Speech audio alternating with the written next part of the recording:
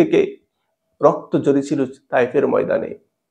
রাসূল সাল্লাল্লাহু আলাইহি সাল্লামকে একেবারে এরকম ভাবে রক্তাক্ত করেছিল, রাসূল সাল্লাল্লাহু আলাইহি সাল্লামের শরীর থেকে রক্ত মোবারক বেয়ে বেয়ে পড়ে জুতা মোবারক পর্যন্ত আটকে গিয়েছিল, এমন অবস্থা হয়েছিল। রাসূল সাল্লাল্লাহু আলাইহি সাল্লাম অজ্ঞান হয়ে গিয়েছিলেন, কিন্তু রাসূল সাল্লাল্লাহু আলাইহি সাল্লাম তাদের জন্য বদদুয়া করেননি, তাদের জন্য হেদায়েতের দোয়া করেছেন। রাসূল সাল্লাল্লাহু আলাইহি সাল্লাম সেখান থেকে যখন মক্কায় ফিরে আসলেন, রাসূল সাল্লাল্লাহু আলাইহি সাল্লামের চাচাতো বোন উম্মে হানির গৃহে যখন অবস্থান করছিলেন, রেস্ট নিচ্ছিলেন, বিশ্রাম নিচ্ছিলেন, তখন আল্লাহ সুবহানাহু ওয়া তাআলা চাইলেন রাসূল সাল্লাল্লাহু আলাইহি সাল্লামকে মনে সান্ত্বনা দেওয়ার জন্য, রাসূল সাল্লাল্লাহু আলাইহি সাল্লামকে মনে সান্ত্বনা দেওয়ার জন্য, মনে সাহস দেওয়ার জন্য আল্লাহ সুবহানাহু ওয়া তাআলা ওনার যে কুদরত দেখানোর জন্য, জান্নাত জাহান্নাম সবকিছু দেখানোর জন্য আল্লাহ সুবহানাহু ওয়া তাআলা রাসূলকে ঊর্ধ্ব আকাশে নিয়ে গিয়েছিলেন, একেবারে সিদরাতুল মুনতাহা পার হয়ে আল্লাহ সুবহানাহু ওয়া তাআলার কাছে নিয়ে গিয়েছিলেন, যেটাই আমরা মেরাজ নামে জানি। প্রিয় ভাইরা, তাহলে রাসূল সাল্লাল্লাহু আলাইহি সাল্লামের মেরাজের দুইটা পার্ট ছিল। একটি পার্ট ছিল যেটাকে ইসরা বলা হয়, যেটা কুরআনুল কারীমে ইসরা শব্দ ব্যবহৃত হয়েছে। আরেকটি পার্ট হচ্ছে মেরাজ। ইসরা শব্দটি হচ্ছে রাত্রিকালী ভ্রমণকে ইসরা বলা হয়। আল্লাহ রাসূল সাল্লাল্লাহু আলাইহি সাল্লাম যে মসজিদে হারাম থেকে, আল্লাহ বলতেছেন সুবহানাল্লাযী আসরা বিআবদিহি লাইলাম মিনাল মাসজিদিল হারামি ইলাল মাসজিদিল আকসা। আল্লাহ সুবহানাহু ওয়া তাআলা বলতেছেন যে পবিত্রময় সে সত্তা যিনি তার বান্দাকে মসজিদ হারাম থেকে মসজিদ আকসা পর্যন্ত, বাইতুল মাকদাস পর্যন্ত, ফিলিস্তিনে যে বাইতুল মাকদাস সেটা পর্যন্ত ভ্রমণ করিয়েছেন, সে পবিত্রময় সত্তা তিনি। অর্থাৎ এখানে ইসরার কথা বলেছেন। রাসূল সাল্লাল্লাহু আলাইহি সাল্লামের মক্কা থেকে সে বাইতুল মাকদাস, ফিলিস্তিনের বাইতুল মাকদাস পর্যন্ত, জেরুজালেমের বাইতুল মাকদাস পর্যন্ত যে মসজিদের যে সফরটা, যে রাত্রিকালীন যে সফরটা, সেটাকে ইসরা বলা হয়। আরেকটা পার্ট হচ্ছে মেরাজ। সে বাইতুল মাকদাস থেকে আল্লাহ রাসূল সাল্লাল্লাহু আলাইহি সাল্লামের জন্য বিশেষ বাহন আনা হলো, তারপরে সেখান থেকে আল্লাহ রাসূল সাল্লাল্লাহু আলাইহি সাল্লাম প্রথম আকাশে গেলেন, তারপরে দ্বিতীয় আকাশে গেলেন, তৃতীয় আকাশে গেলেন, চতুর্থ আকাশে গেলেন, পঞ্চম, ষষ্ঠ এবং সপ্তম আকাশে গেলেন, তারপরে সিদরাতুল মুনতাহা গেলেন। সিদরাতুল মুনতাহা ভেদ করে আল্লাহ সুবহানাহু ওয়া তাআলা রাসূল সাল্লাল্লাহু আলাইহি ওয়াসাল্লামকে জান্নাত জাহান্নাম সবকিছু দেখিয়ে দিয়েছেন এবং আল্লাহ সুবহানাহু ওয়া তাআলার অতি নিকটে নিয়েছেন। ওই জিনিসটাকে মেরাজ বলা হয়।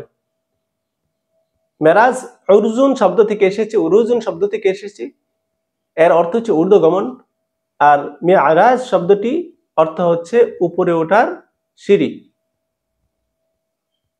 অর্থাৎ সিঁড়িকে মেরাজ বলা হয়। এজন্য মসজিদে আকসা থেকে ঊর্ধ্ব আকাশ পর্যন্ত ভ্রমণ, সেই সফরটাকে আমরা মেরাজ বলি। আর বাইতুল্লাহ থেকে বাইতুল মাকদাস পর্যন্ত, মসজিদে আকসা পর্যন্ত যে সফরটা, সেটাকে আমরা ইসরা বলি। তাহলে রাসূল সাল্লাল্লাহু আলাইহি সাল্লামের মেরাজ দুইটা অংশ ছিল, একটি হচ্ছে ইসরা আর একটি হচ্ছে মেরাজ। আজকে আমরা এই বিষয়টা নিয়ে আলোচনা করব, যেটা পবিত্র কুরআনুল কারীমে এই সম্পর্কে আরো বিভিন্ন জায়গায় বর্ণিত হয়েছে। সূরা বনী ইসরাঈলের শুরুতে আল্লাহ বর্ণনা করেছেন, সূরা নাজমের 13 থেকে 18 নম্বর আয়াতের মধ্যে আল্লাহ সুবহানাহু ওয়া তাআলা বর্ণনা করেছেন, যেগুলো আপনারা তাফসীর ইবনে কাসিরের 7 নম্বর খণ্ডের মধ্যে দেখতে পারেন। এখন প্রশ্ন হলো, রাসূল সাল্লাল্লাহু আলাইহি সাল্লামের মেরাজ কখন সংঘটিত হয়েছিল? রাসূল সাল্লাল্লাহু আলাইহি সাল্লামের মেরাজ কখন সংঘটিত হয়েছিল এই বিষয়ে অনেক মতামত রয়েছে। তাফসীর ইবনে কাসিরের মধ্যে, বিদায়া ওয়া নিহায়ার মধ্যে বিভিন্ন রওয়ায়াত বর্ণিত আছে। বিশেষ করে ইবনে কাসির রাহমাতুল্লাহি আলাইহির আল বিদায়া ওয়া নিহায়া গ্রন্থের 4 নম্বর খণ্ডের 269 নম্বর পৃষ্ঠার মধ্যে কয়েকটি মত বর্ণনা করা হয়েছে। এই সকল মত বর্ণনা করার পরে শেষে যে মতটা বর্ণনা করেছেন, সেটি উনি বর্ণনা করেছেন যে সবচেয়ে প্রসিদ্ধ মত হলো রজব মাসের 27 তারিখে ইসরা এবং মেরাজ সংঘটিত হয়েছিল। এবং উনি শেষে বলেছেন আল্লাহু আ'লাম, আল্লাহই ভালো জানেন। তার মানে আমরা বিদায়া ওয়া নিহায়া ইতিহাস গ্রন্থ থেকে আমরা জানতে পারলাম রাসূল সাল্লাল্লাহু আলাইহি সাল্লামের মেরাজ সংঘটিত হওয়ার অনেকগুলো সময় বর্ণিত হয়েছে। রবিউল আউয়াল মাসের কথা উল্লেখ রয়েছে, রজব মাসের কথা উল্লেখ রয়েছে, শাবান মাসের কথা উল্লেখ রয়েছে, রমজানের কথা উল্লেখ রয়েছে, বিভিন্ন তারিখ বর্ণিত হয়েছে, বিভিন্ন মাসের নাম উল্লেখ রয়েছে। তবে একটি প্রসিদ্ধ মাস হচ্ছে রজব মাস। তবে রজব মাসে হতে পারে বা যে কোনো মাসেই হতে পারে, কিন্তু মূল বিষয়টি হচ্ছে রাসূল সাল্লাল্লাহু আলাইহি ওয়াসাল্লামের মেরাজটা সংঘটিত হয়েছিল, সেটাই মূল বিষয়। রাসূল সাল্লাল্লাহু আলাইহি ওয়াসাল্লামের মেরাজটা কত হিজরিতে হয়েছিল এই বিষয়েও সিরাতে মুস্তাফার ১ নম্বর খণ্ডের ২৮২ নম্বর পৃষ্ঠায় উর্দু এই কিতাবের মধ্যে উল্লেখ রয়েছে যে রাসূল সাল্লাল্লাহু আলাইহি সাল্লামের মেরাজ নবুয়তের ১১তম বছরে সংঘটিত হয়েছিল। অর্থাৎ রাসূল সাল্লাল্লাহু আলাইহি সাল্লামের হিজরতের ৬ মাস পূর্বে মেরাজ সংঘটিত হয়েছিল। প্রিয় ভাইরা, তাহলে রাসূল সাল্লাল্লাহু আলাইহি সাল্লামের মেরাজ রজব মাসের ২৭ তারিখে সংঘটিত হয়েছিল, সেটা আমরা স্পষ্টভাবে সঠিকভাবে জানি না। তবে একটা প্রসিদ্ধ একটা মত রয়েছে, এই তারিখেও হতে পারে। প্রিয় ভাইরা, এই মেরাজ সম্পর্কে অনেক কল্পকাহিনী বর্ণনা করা হয়।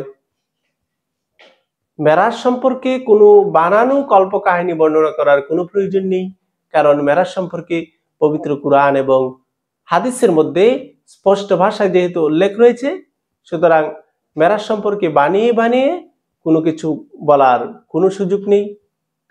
কারণ মেরাজ যেহেতু একটা অলৌকিক ঘটনা, এই ঘটনার সাথে সম্পর্ক রয়েছে। রাসূল সাল্লাল্লাহু আলাইহি সাল্লামকে যেহেতু মেরাজে নেওয়া হয়েছিল, রাসূল